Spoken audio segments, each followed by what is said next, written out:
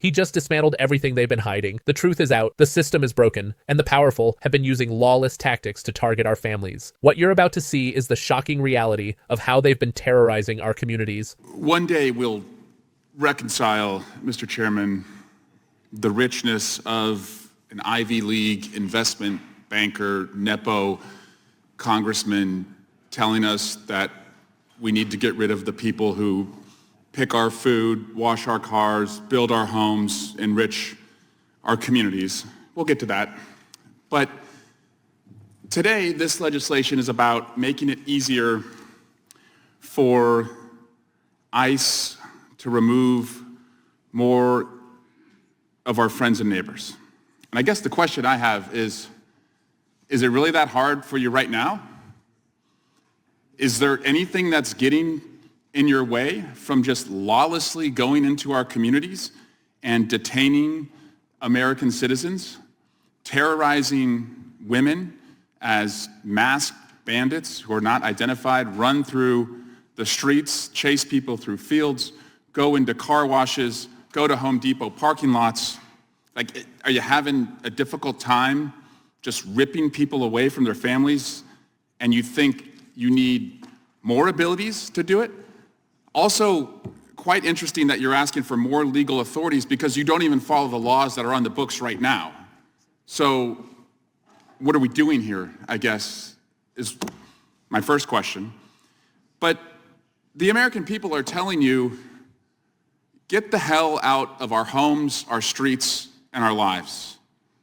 And I want to play a video, Mr. Chairman, that illustrates that.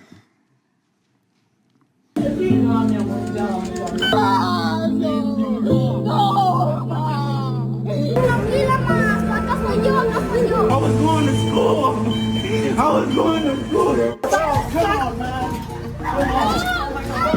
When the spray hit Veraza on the side of his head. Mama, you okay, Mama? You okay? Are you okay? He's a citizen! He's a citizen! They do not have a warrant. They forcefully open the door. No resistance. What am I doing? Kevin! Hey, get on the ground! I love you, let me go!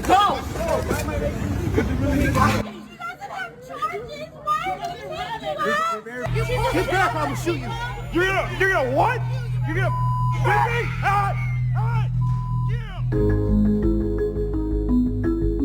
I'm touching the car, leave me alone! Look what they're doing, sneezing! No.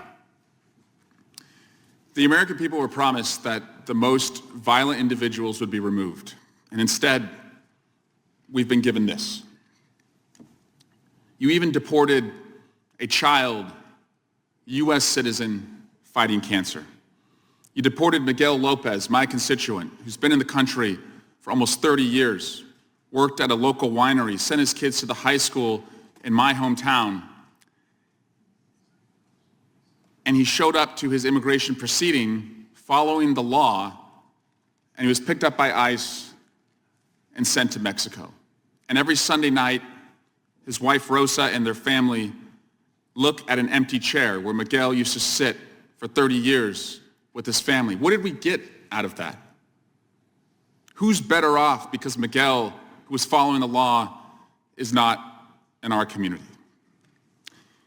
But earlier this month, the American people from Virginia to New Jersey to Pennsylvania, all the way out to California, sent a message that a reckoning is on its way, that accountability is coming. And this lawlessness that's gone unchecked, a lot's going to change. The masks are going to come off. Officers will identify themselves. And Kristi Noem and Tom Homan, you should familiarize yourself with the four corners of this room. Kristi Noem and Tom Homan, get to know that witness chair. You're going to be parked in it for a long time. You're going to have a lot of questions under oath with the subpoena power. And I hope what you're doing is clean and can withstand the scrutiny that everyone on this side of the aisle is going to bring. You think we won't do it. You think you're invincible. You're wrong. Accountability is coming.